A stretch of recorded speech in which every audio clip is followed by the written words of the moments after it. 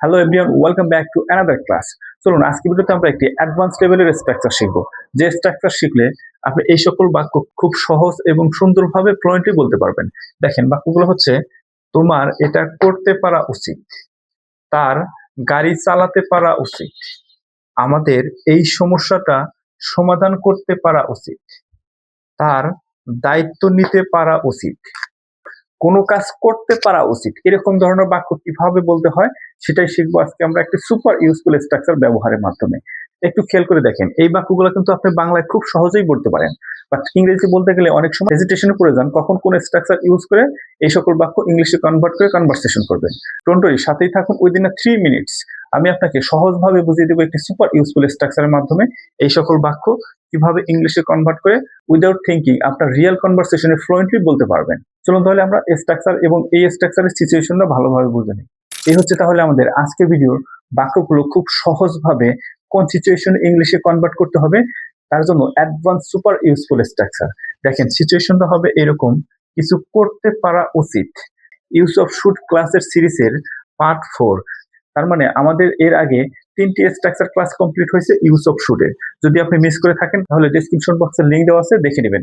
এই ক্লাসটা আপনার জন্য বোঝা সহজ হয়ে যাবে, কারণ আমরা এর আগের 3টি ক্লাসে বেসিক স্ট্রাকচার নিয়ে কিভাবে কনভারসেশন করতে হবে সেটা শিখে আসছি, কারণ আজকের স্ট্রাকচারটা কিন্তু একটু অ্যাডভান্স লেভেলের।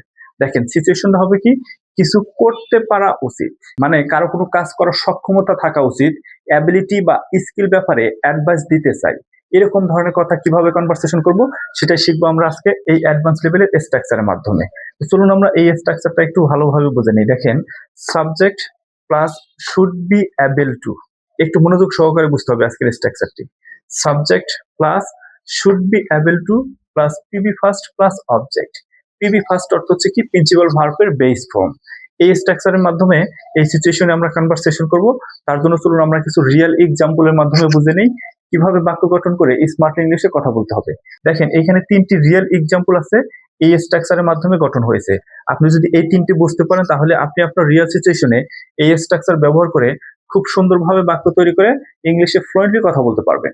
চলুন আমরা প্রত্যেকটি এক্সাম্পল অন বাই অন বুঝে নিই। দেখেন, প্রথম এক্সাম্পলটি হচ্ছে he should be able to drive a কার।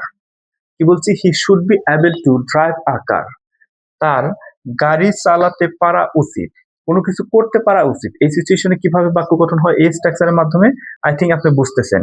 যদি আমরা স্ট্রাকচার ওয়াইজ বাক্যটা কিভাবে গঠন হয়েছে সেটা বুঝে নিই। দেখেন, স্ট্রাকচার থেকে আসছে কি subject should be able two, তারপর হচ্ছে পিবি ফার্স্ট। দেখেন, প্রিন্সিপাল ভার্বের base form drive.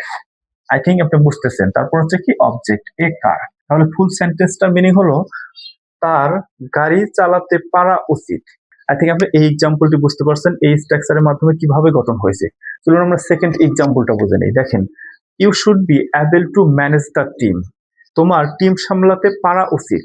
I think আপনি বুঝতেছেন কিভাবে বাক্য গঠন হয় এই স্ট্রাকচারের মাধ্যমে। চলুন আমরা তারপরে রিয়েল এক্সাম্পলের মাধ্যমে বুঝে নিই। We should be able to solve the problem. আমাদের এই সমস্যাটা সমাধান করতে পারা উচিত। এই সিচুয়েশনে কিভাবে কনভারসেশন করবেন আই থিঙ্ক আপনি এই 3টি রিয়েল এক্সাম্পলের মাধ্যমে বুঝতে পারছেন। সো তাহলে আজকে ভিডিও এ পর্যন্তই। আই গেস আপনি ফুল ভিডিওটা কমপ্লিট ভাবে বুঝতে পারছেন কিছু করতে পারা উচিত এই সিচুয়েশনে এই স্ট্রাকচার ব্যবহার করে কিভাবে বাক্য গঠন হয়। এখন আপনি যদি এই সিচুয়েশন অনুযায়ী এই স্ট্রাকচার ব্যবহার করে কিভাবে বাক্য গঠন হয় বুঝে থাকেন, তাহলে এখন আপনার কাজ হচ্ছে আপনার রিয়েল কনভারসেশন থেকে আরো কিছু বাক্য তৈরি করে প্র্যাকটিস করা। মনে রাখবেন, ইংরেজিতে অ্যাবিলিটি এক্সপ্রেস করা মানে আরো কনফিডেন্ট হওয়া। আজ আপনি শিখলেন ইউজ অফ শুড এর পার্ট 4। আবারও দেখা হবে নেক্সট ক্লাসে ইউজ অফ শুড এর পার্ট 5 ক্লাসে। তো সে পর্যন্ত ভালো থাকুন, প্র্যাকটিস করুন এবং ইংলিশে কথা বলা ট্রাই করুন।